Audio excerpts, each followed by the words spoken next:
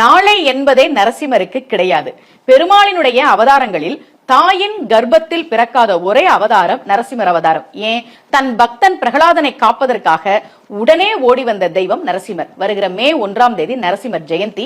சுவாதி நட்சத்திரத்தில் நரசிம்மர் அவதாரம் செய்தார். 1ஆம் தேதி காலையில 2:40 இருந்தே சுவாதி நட்சத்திரம் தொடங்குது. அன்று முழுவதும் சுவாதி நட்சத்திரம். இப்ப நான் சொல்ல போற இந்த மந்திரத்திற்கு நடக்காததை நடத்தி காட்டும் நரசிம்மர் மந்திரம் அப்படின்னு பேரு. இதை சொல்லி நாம் வழிபாடு செய்வது அவசியம். யஷ்ய அபவத் பக்தஜன ஆர்த்திஹந்து பித்ருத்வம் அந்யேஷு அவிசாரிய தூர்ணம் ஸ்தம்பே அவதாரத்தம் அனன்யலப்யம் லக்ஷ்மி நரசிம்மம் சரணம் பிரபத்தியே. இந்த மந்திரத்தை சொல்லி நரசிம்மர் ஜெயந்தி அன்றைக்கு நரசிம்மரை வழிபாடு செய்யுங்கள். நரசிம்மர் வழிபாட்டில் பானகம் நிவேதனம் வைப்பது முக்கியம். இன்னொரு மந்திரமும் சொல்றேன். மாதா நரசிம்ம, பிதா நரசிம்ம, பிராதா நரசிம்ம, சகா நரசிம்ம, வித்யா நரசிம்ம, திரவிணம் நரசிம்ம, சுவாமி நரசிம்ம, சகலம் நரசிம்ம, இதோ நரசிம்ம, பரதோ நரசிம்ம, யதோ யதோ யாகி ததோ நரசிம்ம, நரசிம்ம தேவாத் பரோ நகசித் தஸ்மான் நரசிம்ம சரணம் பிரபத்தியே.